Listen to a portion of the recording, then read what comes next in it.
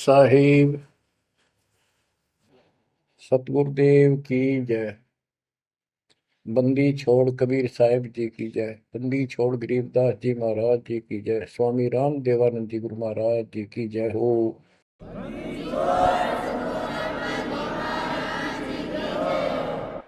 सर्व संतों की जय, सर्व भक्तों की जय, धर्मी पुरुषों की जय। श्री काशी धाम की जय, श्री सुडानी धाम की जय, श्री क्रोथा धाम की जय, श्री बरवाड़ा धाम की जय। सत साहिब गरीब नमो नमो सत पुरुष को नमस्कार गुरु की नहीं।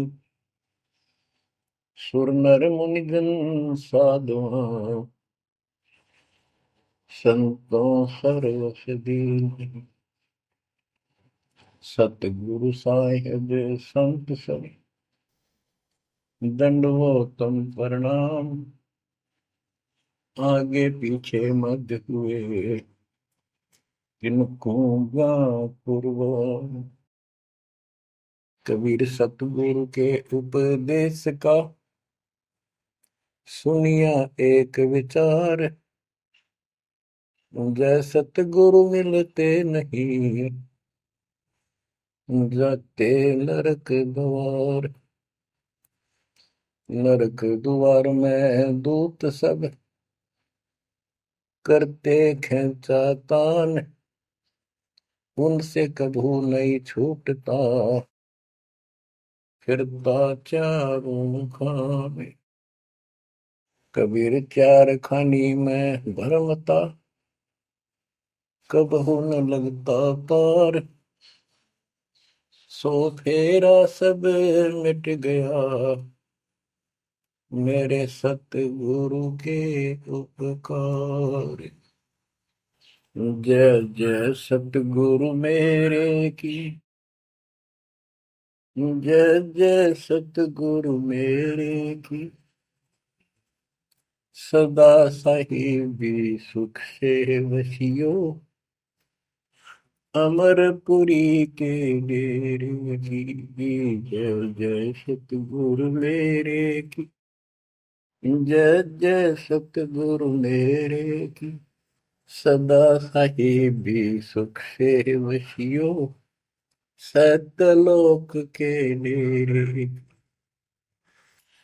बच्चों, उस सतलोक की याद आती है और जिस कारण से ये वाणी याद आती है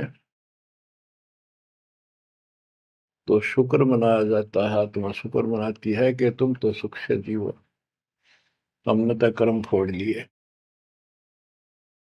हम तो अपने कर्म भोग रहे हैं, तुम लक्की थे, समझदार थे, इस दुष्ट की बातों में नहीं आए।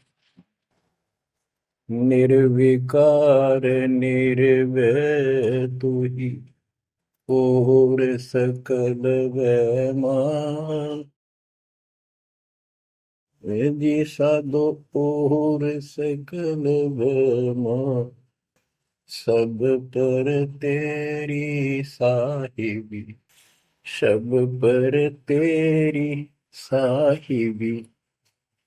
तुझ पर साहिब नाम निर्विकार निर्भय। आप अमर कथा सुन रहे हो, सत्यनारायण कथा सुन रहे हो, और आप कहीं भी बैठे हो, दाता ने कैसी दया कर दी। चलते फिरते बैठकर परमात्मा का गुणगान सुनो। बच्चों, ये सत्संग जो है ये आध्यात्मिक पढ़ाई है, ये आध्यात्मिक शिक्षा है। इसको समझने के लिए भी काफी समय की आवश्यकता है। जैसे बच्चे स्कूल जाते हैं, यानी 15-16 वर्ष तक तो वो टोटली फ्री होते हैं। अपनी पढ़ाई करो, ट्यूशन लगवाओ, क्लास में पढ़ो।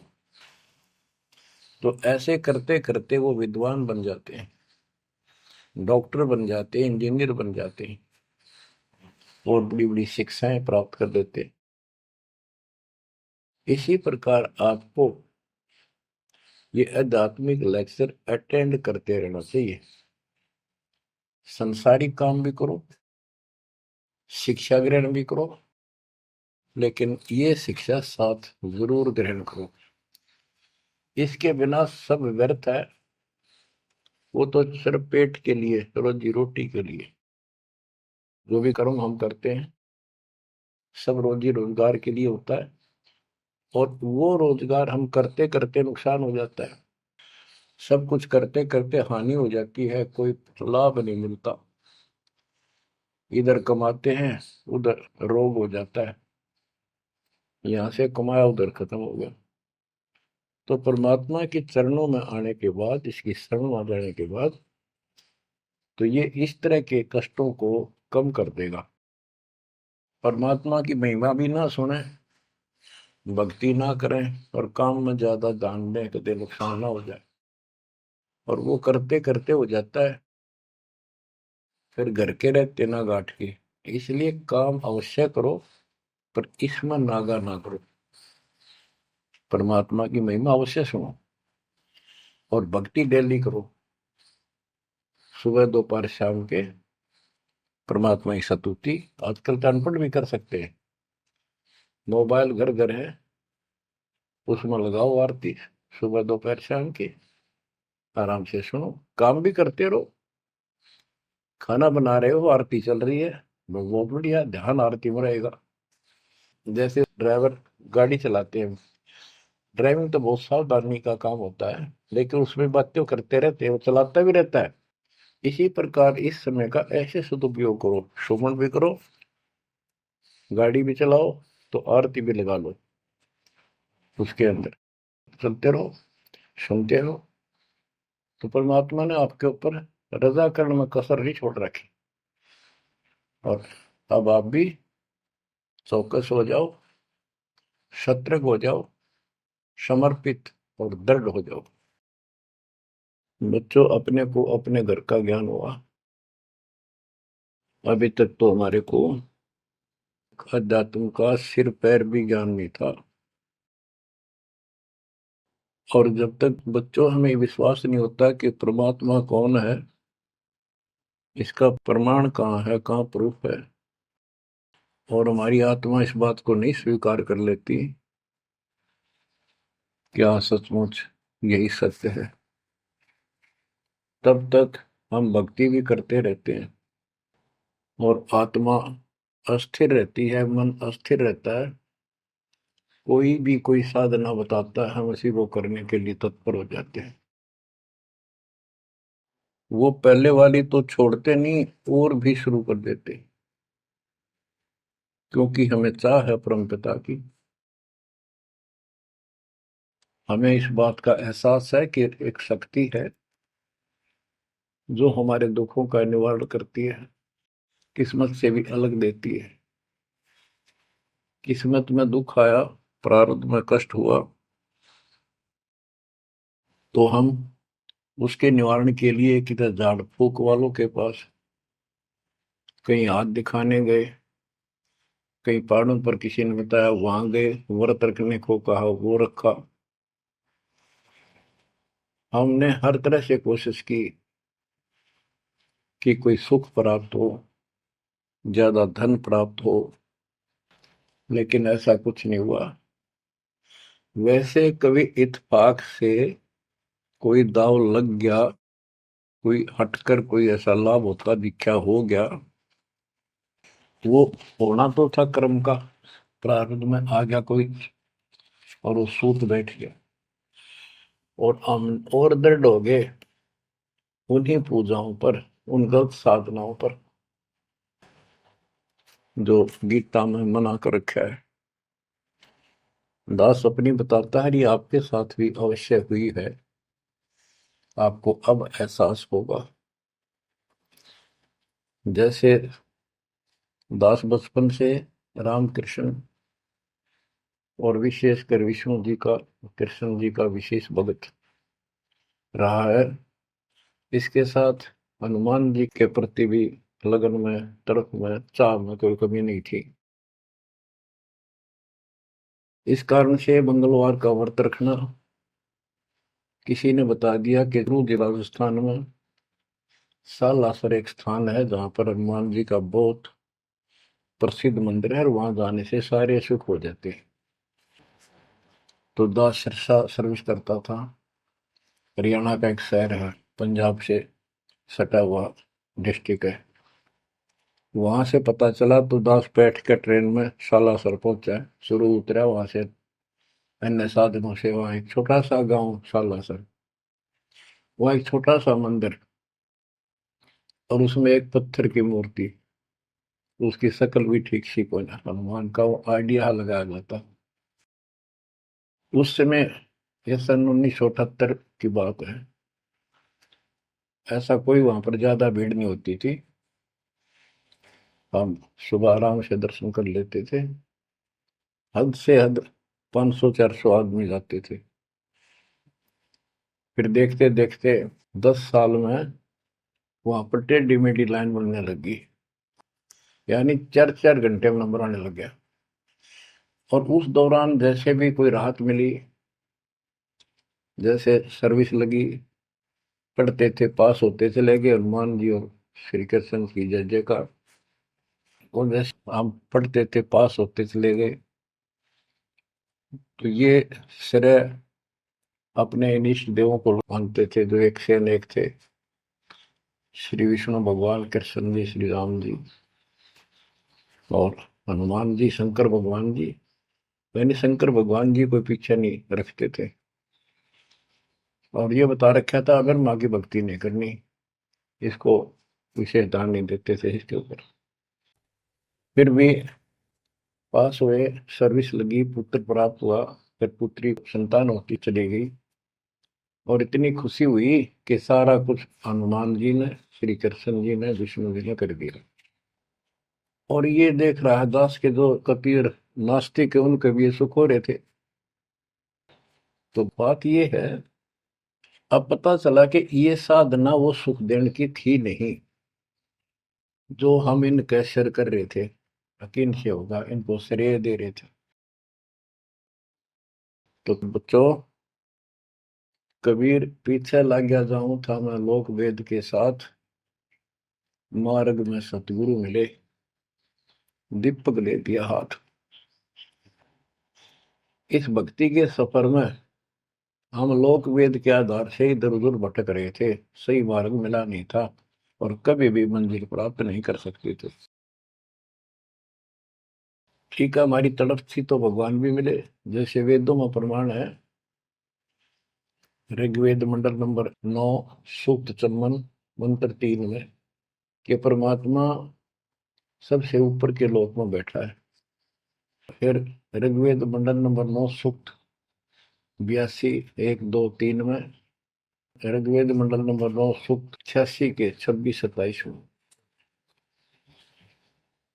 तो ये बताते हैं कि परमात्मा अच्छी आत्माओं को मिलता है, वहां से गति करके नीचे आता है, उनके संकट दूर करता है, उनको सच्ची राह दिखाता है अपने मुख कमल से। ऋग्वेद मंडल नंबर 9 सूक्त 96 के 16 से 20 तक, ऋग्वेद मंडल नंबर 9 सूक्त 94 का मंत्र 2, 95 का मंत्र नंबर 1। इन सब में मिलाकर एक निष्कर्ष निकलता है कि परमात्मा ऊपर से गति करके आते हैं और यहाँ अच्छी आत्माओं को मिलते हैं। एक कविता, काव्यों यानी लोकोक्तियों, शब्दों, वाणियों, साखियों के माध्यम से अध्यात्म ज्ञान अपने मुख कमल से बोलकर सुनाते हैं। और वो एक कवि की तरह आचरण करते हुए वर्जम घूमते फिरते और अपने मुख कमल से वाणी बोल करके भक्ति की प्रेरणा करते हैं और गुप्त भक्ति के, परमात्मा की साधना के गुप्त मंत्रों को आविष्कार करते हैं, मंत्रों का आविष्कार करते हैं। जैसे गरीबदास जी ने बताया है, कबीर साहब बताते हैं, गरीब सोहम शब्द हम जग में लाए, सार शब्द हमने गुप्त छिपाए।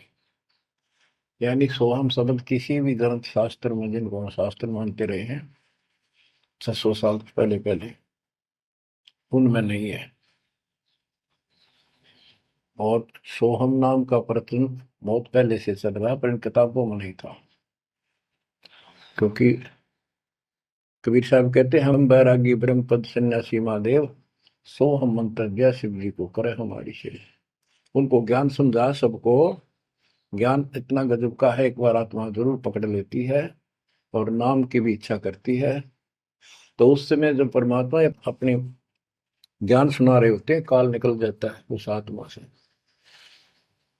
और आत्मा ध्यान से सुनती है, सत्य मान लेती है। तो इन्होंने ब्रह्मा जी ने, विष्णु जी ने, शिव जी ने, सबने नाम दे दिए। इनमें सॉफ्टवेयर लगा दिया परमात्मा ने। विष्णु जी में हरियम का, शिव जी में सोम का, ब्रह्मा में ओम का, और वही आज हमारे को लगा दिया।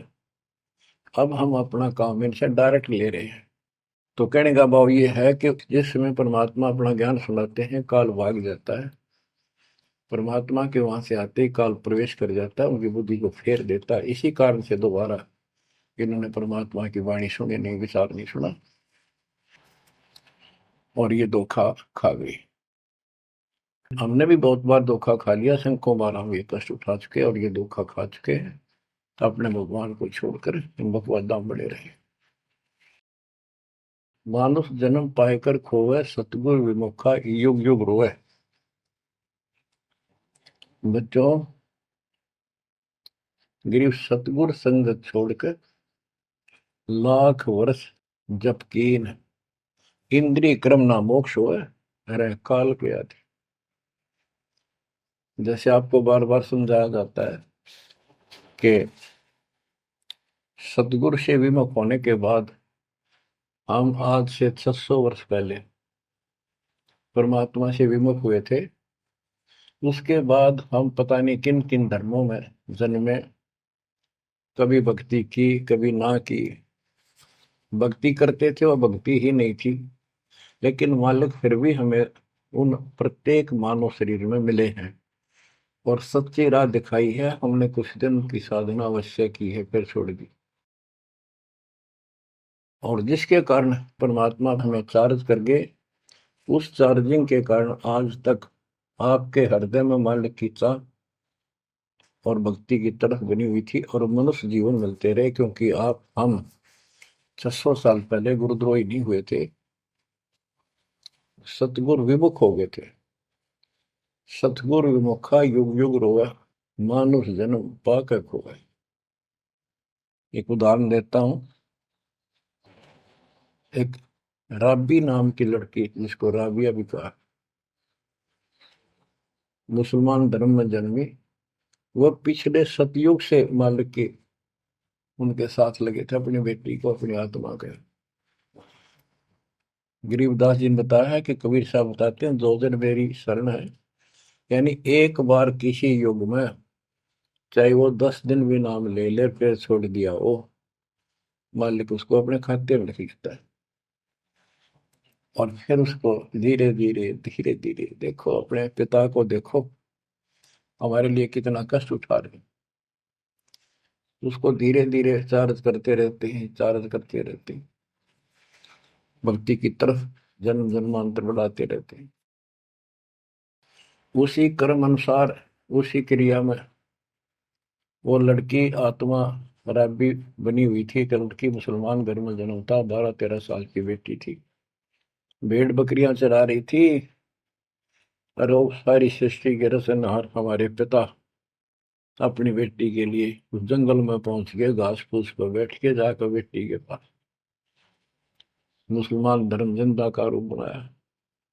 हमारे अंदर एक धर्म कर्म की ये भी एक समस्या है कि हम अपने धर्म वालों को महत्व देते हैं, दूसरों से नफरत करते हैं। ये काल की चाल है। इसलिए दाता सौ सब क्षेत्र में करूं अपने धन के काज, हिरण्यकशिपु जो मार दूं नरसिंह धर के साथ। इब्राहिम सुल्तान दम के बंदी बन के चले गए, एक नौकरानी बन के चले गए। क्या पड़ा था उनको? कोरडे खाए, नौकर बने, अपने बच्चे को नरक से निकालने के लिए कि तुम बालक को बुद्धि छोटी है, बच्चे की बुद्धि इतना काम नहीं करती, इस ज्ञान से आपकी बुद्धि विकसित होगी, आप कुछ दिनों में संकेत समझने लग जाओ। अब जैसे राबी को मालिक ने समझाया, तो बच्चों परमात्मा अपनी उस बेटी, उस आत्मा के राबिया के पास जाकर बैठ के जंगल में गर्मी सर्दी घास फूस के ऊपर बैठ के और उसको समझाने लगे, बेटी भक्ति किया करो। तो बच्ची थी, जैसे उस धर्म के अंदर जन्मी थी, उसमें जो साधना बताते थे उसको कहती थी हम करते हैं, ऐसे करते हैं, नमाज करते हैं, ईद बकरीद मनाते हैं। तो परमात्मा ने उनको काफी समझा, कई दिन लगातार जाते रहे, ये चले जाते फिर आ जाते। अंत में लड़की ने स्वीकार कर लिया, भगवान मुझे वो सच्चा राह बता दो जिससे मोक्ष मिले। परमात्मा ने उनको मंत्र दिए, ये मंत्र दे दिए पांचों, लेकिन ये नहीं बताया ये किस किस के हैं, क्योंकि इसके बताने की जरूरत भी नहीं है। या तो चाबी है, किसी भी खजाने की है या कोई और सामान वाले की है, उस ताले के लाओ खुल जाएगा और उसमें जो सामान है आपको मिल जाएगा। फिर भी याद होना आवश्यक है कि ये इसमें यूं सामान है, इसमें ये सामान है। तो लड़की ने कुछ दिन मालिक की साधना की, 4 वर्ष। उसके बाद समाज के दबाव में शानी होगी, उसने यहाँ तक फैसला कर लिया कि ये तो संस्कार बढ़ते चले जाते हैं, शादी ही नहीं कराऊंगी, विवाह नहीं कराऊंगी। उसने निकाह करने से मना कर दिया। माँ बाप ने कोशिश की, लड़की जवान होगी, लेकिन बिल्कुल स्पष्ट शब्दों में कह दिया, मैं विवाह नहीं करूंगी, मैं अल्लाह खुदा को प्राप्त करूंगी। माँ बाप परेशान हो गए कि बच्ची है, इसने तो जिद लगा ली, और इसका जीवन कैसे पार होगा, कैसे पास होगा, तो हो ही नहीं सकता। बच्चों ने कहा, बेटी या तो निकाह कर लेना, हम दोनों मरेंगे। लड़की ने सोचा, चल माता पिता की हत्या का क्यों सिर पर दोष लूं, आगे अपने पति से बात कर रहे हैं। निकाह हो गया। मुसलमानों के अंदर लड़की से अपनी राय पूछी जाती है विवाह के समय कि क्या आपको ये विवाह मंजूर है, निकाह कबूल है। लड़की यस कर देती है तो विवाह होता है, न तो नहीं होता। ये स्वतंत्रता बेटी को है। उसने यस कर दी, विवाह होगा। उनका पति बहुत बड़ा अधिकारी था, अफसर था, साहब था।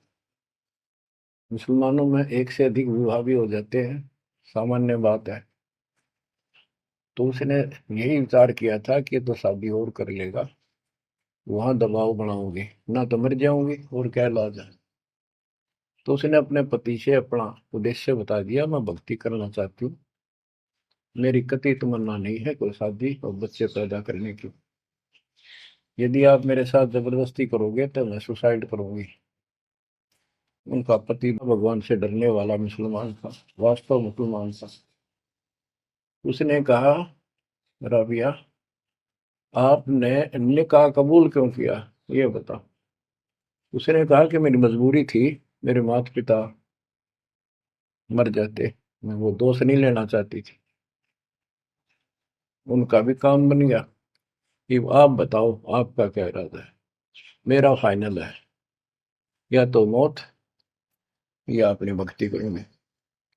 इतना दृढ़ विश्वास देखकर उसने कहा कि राबिया कोई बात नहीं, आप भक्ति करो, मैं अल्लाह के मार्ग में बात नहीं बन सकता, मैं भी भगवान से डरने वाला हूँ। लेकिन जैसे आपकी लोक लाज के कारण आपके पिता की समस्या प्रबल थी, इसी प्रकार समाज हमारा भी है, लोक लाज हमें भी है। आप मेरी दृष्टि में, मेरी तरफ से तो मेरी सिस्टर होगी, समाज की दृष्टि में मेरी वाइफ बनकर रहना होगा। वो बोली मुझे मंजूर है। उसके लिए अलग व्यवस्था कर दी, अपनी भक्ति कर, किसी चीज की कमी नहीं आने देंगे। उसने अपनी और शादियां कर ली। अब वो 50 साल की होगी। सब देखा कि ये तो बिल्कुल देवी का रूप है, पलक भी उठाकर नहीं देखती। ये पिछले संस्कार थे, वो बैटरी चार्ज थी, उसमें चाह थी। आगे बैटरी लगी नहीं है, धीरे धीरे नष्ट होगी। या रोड मारा काल मारी, ये बहुत बड़ा षड्यंत्र है। सतगुरु कबीर साहब ने इसको कोई खोल नहीं सकता, इसे बचा भी नहीं सकता। इसलिए सतगुरु की शरण नहीं छोड़नी चाहिए। उसने अपने पति, जो संसारिक दृष्टि के पति से कहा कि मैं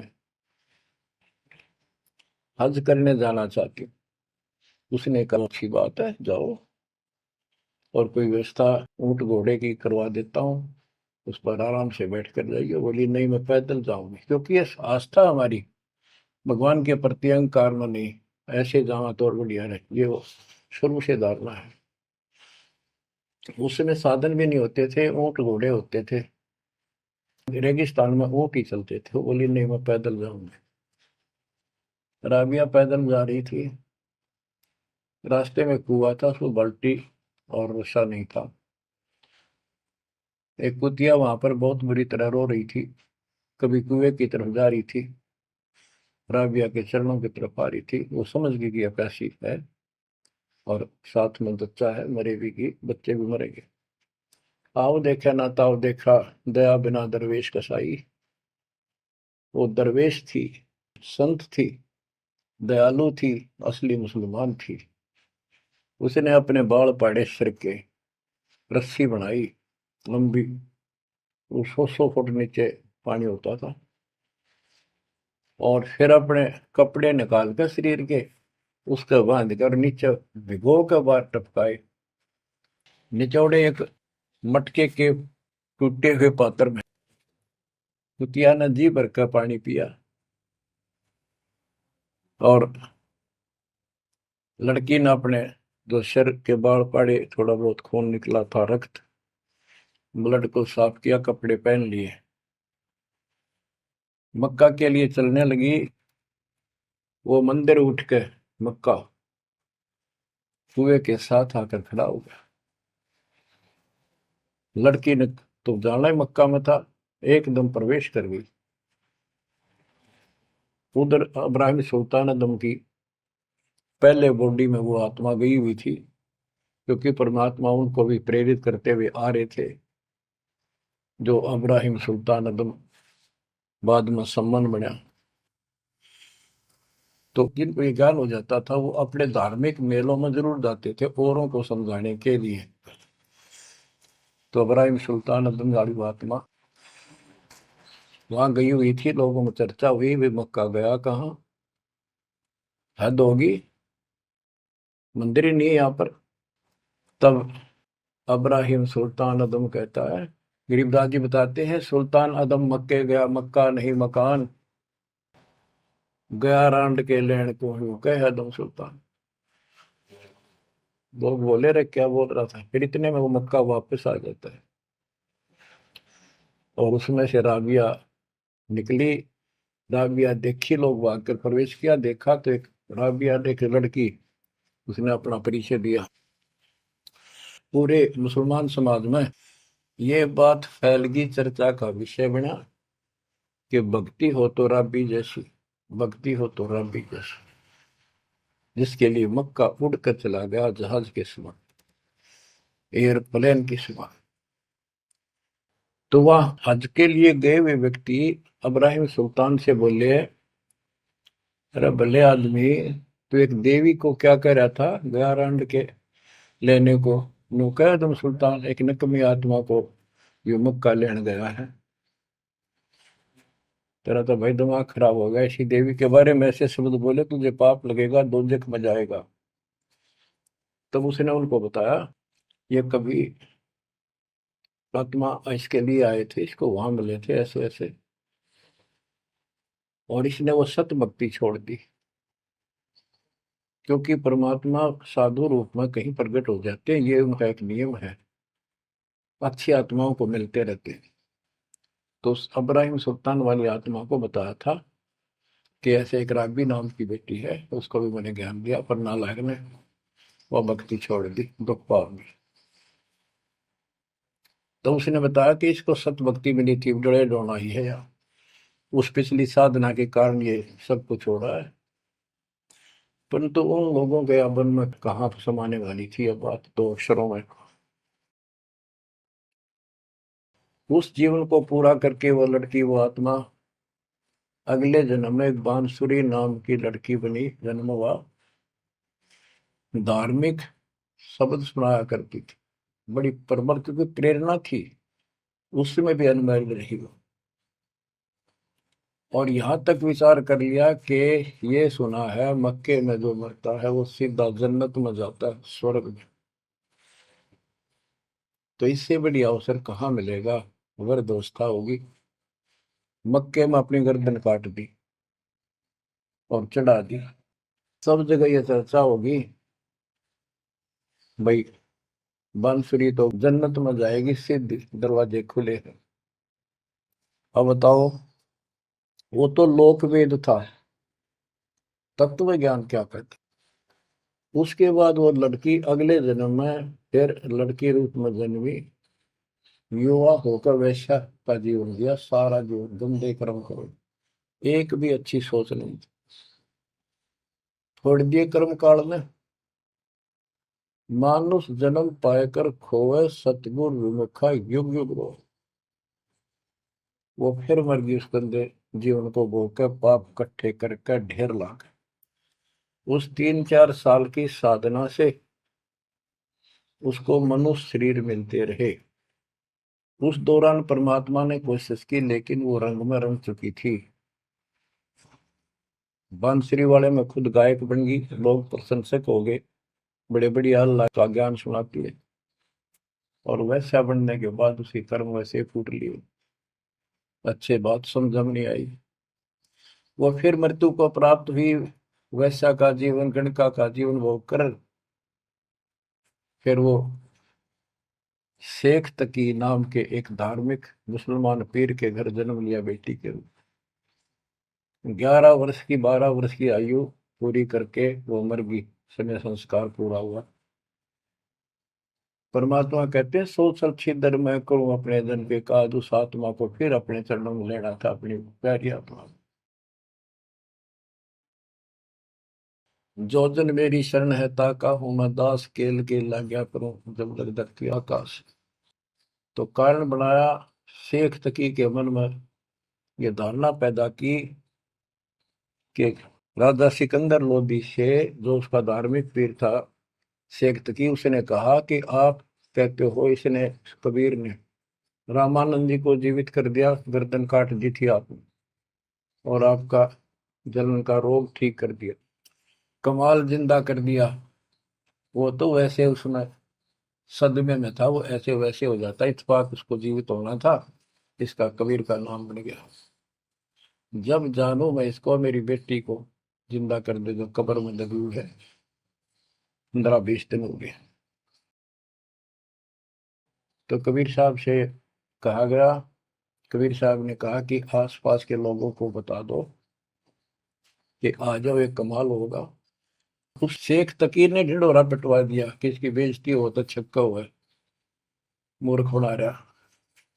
उधर कबीर साहब ने कह दिया कि भाई खूब बुला लो, आसपास जितने बुला सकते हो, सबके सामने देखते हैं परमात्मा की क्या रजा होती है। हजारों व्यक्तियों के सामने कबीर साहब ने कहा, एक शेख तकी की बेटी जीवित हो जा। कब्र खुलवा दी, उसमें शव पड़ा था। कहा, एक शेख तकी की बेटी जीवित हो जा, लड़की नहीं जीवित हुई। फिर दोबारा कहा, फिर भी जीवित नहीं हुई। शेख तकी नाचन लग गया, खुल गई पोल डोंगी की। देखो ये बकवाद करता था, सुन लो भाई, है डोंगी पाखंडी झूठा। तो परमात्मा ने कहा कि शेख तकी तू कोशिश कर ले। तो और दूसरे बोले, जी ये कुछ करने जोगा होता था, अपनी बेटी ने कौन मिट्टी में दाबा है, आपका दया करो। तब कहा, है कबीर की बेटी, जीवित हो और बाहर आ बेटा। इतना ही कहना था। सारा शरीर में कंपन हुई, डेड बॉडी जीवित होगी और उठ के बेटी बाहर आ गई। मालिक के चरणों में मस्तक टेका। 1.5 घंटा तक अपनी पिछली गलतियां और कबीर भगवान की समर्थता सबके सामने बताई और कहा कि ऐसे ऐसे मुझे ये भगवान मिले थे अल्लाह। ये खुद अल्लाह अकबर हैं, पूरी सृष्टि के रचने वाले, सबके दुख दूर करने वाले। मेरे कर्म फूट गए, मैं इनको छोड़कर ऐसे ऐसे गंदे जीवन जी के मैं आज फिर इनकी कृपा हुई, मेरा कोई मनुष्य जीवन शेष नहीं था। पशु पक्षी बनने वाली लाइन में खड़ी थी, ये परमात्मा वहां पहुंचे और धर्मराज के दरबार से मैं मुझे पेश किया, वहां से मेरे कागज निकाल दिए और मुझे साथ लेकर यहाँ आके छोड़ा है। बोलो सतगुरु देव की जय हो, बंदी छोड़ कबीर साहिब की जय हो।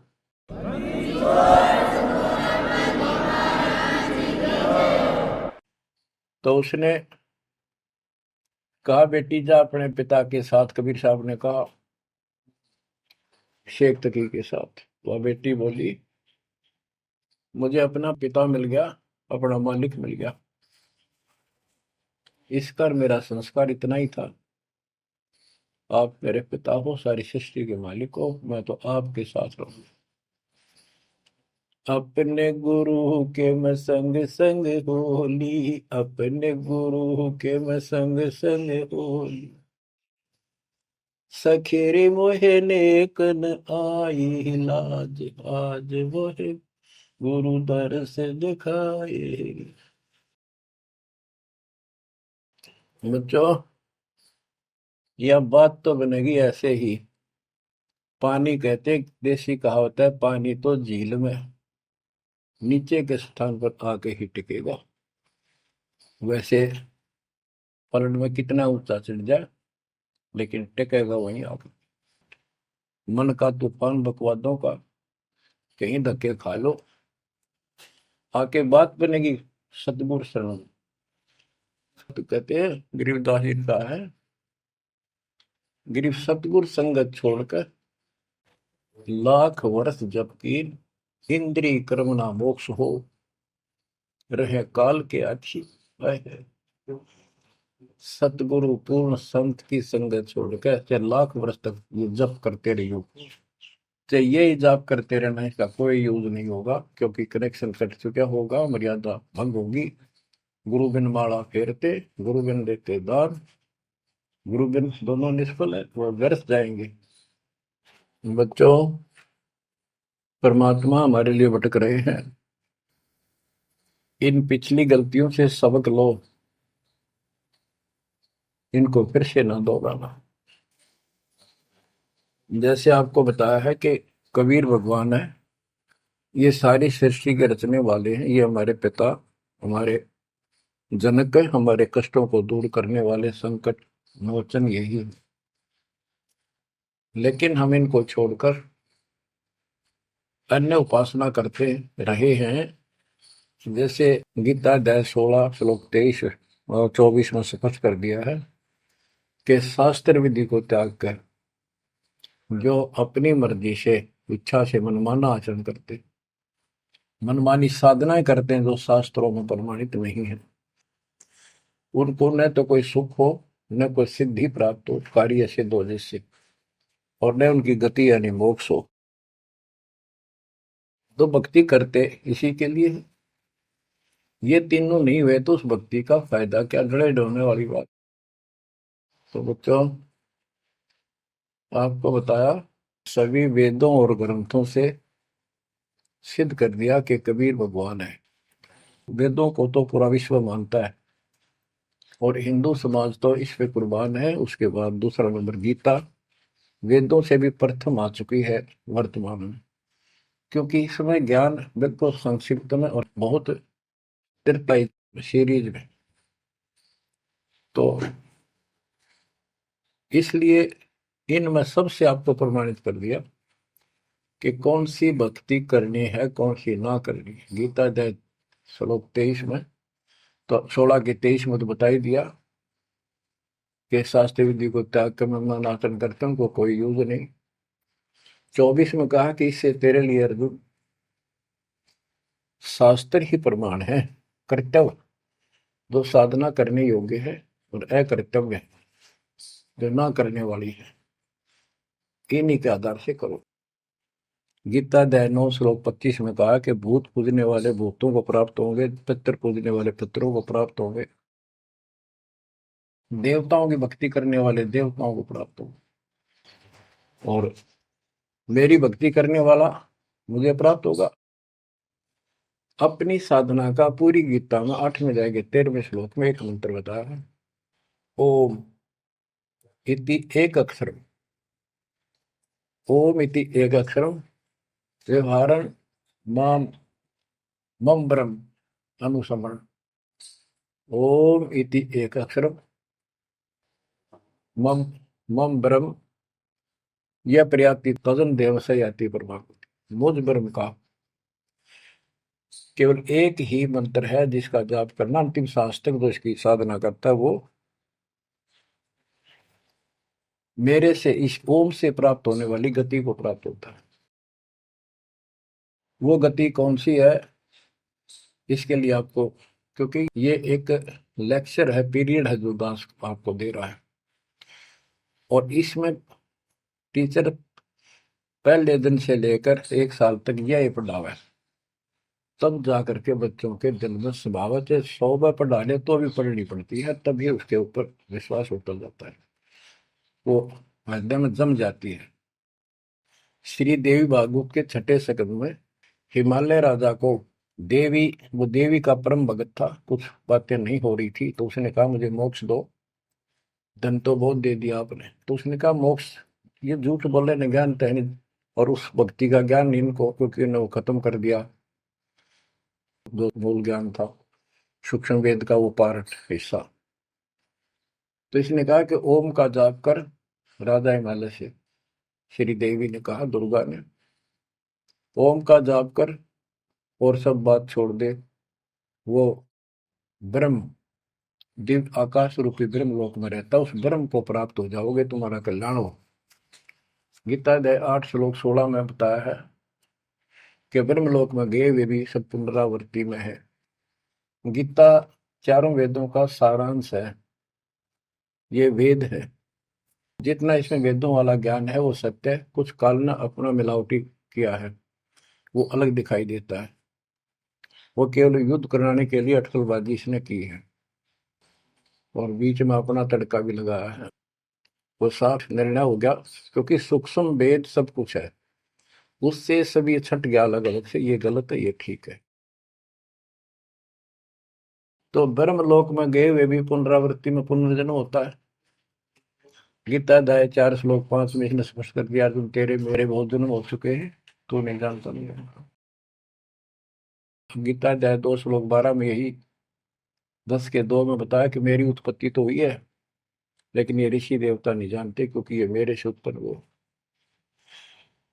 फिर उस ज्ञान को, जैसे जहां से शुरुआत हुई थी कि परमात्मा सतलोक से सबसे ऊपर के लोक में रहता, वहां से चलकर गति करके आता है, अपना सच्चा ज्ञातम ज्ञान खुद बोलकर बताता है। गीता अध्याय 4 श्लोक 32 में, ये कोड वर्डों में है गीता ज्यादातर, उसमें बताया कि जो ज्ञान ब्रह्मणे मुखे सचिदानंद घन ब्रह्म ने अपने मुख कमल से बोली वाणी में बोला है, उस वाणी में संपुष्टार के साथ लिखा है, उससे ये पूर्ण मोक्ष होगा, फिर कभी जन्म मरण नहीं होता। उसके बारे में चौथे अध्याय के 34वें श्लोक में कहा है कि उस ज्ञान को तत्वदर्शी संतों के पास जाकर समझ, उनको दंडवत प्रणाम करने से, कपट छोड़कर उनकी सेवा करने से वो तत्वदर्शी संत जे तत्व ज्ञान का उपदेश करेंगे। गीता अध्याय 15 श्लोक 1 में स्पष्ट कर दिया है, जो इस उल्टे लटके हुए संसार रूपी वृक्ष की के सभी विभाग का नारा नारा ज्ञान बता देता, सभी विभागों का पार्षद सवेदवित वो वेद के तात्पर्य को जानने वाला है। गीता अध्याय 15 श्लोक 4 में कहा है कि उस तत्व ज्ञान के प्राप्त होने के पश्चात उस तत्व ज्ञान रूपी शस्त्र से इस अज्ञान को काट कर, यानी तत्व ज्ञान को ठीक से समझकर उसके पश्चात परमेश्वर के उस परम पद की खोज करनी चाहिए, जहां जाने के बाद साधक फिर लौटकर संसार में कभी नहीं आते। और उसी की भक्ति करो जिसने सारे संसार रूपी वृक्ष को बनाया है, सृष्टि रची है। बच्चों, ये है वो तत्व ज्ञान, ये है वो मूल ज्ञान, सार ज्ञान निष्कर्ष निकाल के रख दिया गया है। अब गीता बोलने वाले ने कहा है कि उस तत्व ज्ञान के अंदर सब कुछ निष्कर्ष है, उसको समझो। यही कुरान शरीफ के अंदर, कुरान मजीद के अंदर सूरत फुरकानी 25 आयत 52 से 59 में यही स्पष्ट किया है। वो कबीर नाम का परमात्मा है जिसने सारी सृष्टि रची, जिसने सब आपको संतान माता पिता का रूप दिया, सबके कर्मों को वो काटने वाला है, सबके कर्मों को ठीक से जानता है। 6 दिन में सृष्टि रच के जो 7वें दिन तक प्रजा विराजा, उसकी खबर किसी बाखबर से पूछो। गरीबदास जी कहते वेद कतेब एक है भाई, और वेद कतेब का ज्ञान है दूर, वो संतों का मार्ग दूर। ये अधूरा ज्ञान है, जब इसमें स्पष्ट है ही नहीं, जब ये कह दिया कोई और बताओगा तो वो और अब आपके सामने है, आपको प्राप्त हो चुका है। अब भी बच्चों नहीं समझोगे तो कौन सी विधि अपनाएं जो आपकी आंखें खोले। कबीर द्वार धनी के पड़ा रहे, धक्के धनी के खावे, 100 काल जो ही पर द्वार छोड़ नहीं जावे। अब आपने इतना करना है, इस ज्ञान को समझकर मालिक से दूर ना होना, सतगुरु विमुखा मत हो जाना। इसमें आपको अच्छा लगे चाहे कोई कष्ट लगे, वो कष्ट भी गॉड गिफ्ट होगी। हो सकता है पता नहीं कौन सा पाड़ सा कष्ट आपका हल्के में टल रहा हो, पर जल्दी ना करया करो। और तो धरती पर कहीं जा रही हो तुम्हें कभी राहत नहीं मिलेगी। तो बच्चों, मानत ना मन मोरा साधो, मानत ना मन मोरा रे, बार बार मैं ये समझाऊं जग में जीवन थोड़ा रे, बार बार मैं ये समझाऊं जग में जीवन थोड़ा है। दुविधा दुर्मति चतुराई में जन्म गया नर तोरा रे, अब भी आने में लो सत्संग में, करो गुरु ज्ञान पर गौरा रे। अब भी आने में लो सत्संग में, करो गुरु ज्ञान पर गौरा रे। शरण पड़े को गुरु संभाले, जाने का बालक भोला रे। कह कबीर तुम चरण चित राखो, जो सोई में डोराए। कह कबीर तुम चरण चित राखो, जो सोई में डोरा रे। मानत ना मन मोरा साधो, मानत ना मन मोरा रे, बार बार मैं ये समझाऊं जग में जीवन थोड़ा रे। बच्चों, जैसे धागा सुई में चिपका रहता है, ऐसे लटके रहियो परमात्मा के दास के चरणों, मोक्ष मिलेगा सत साहिब।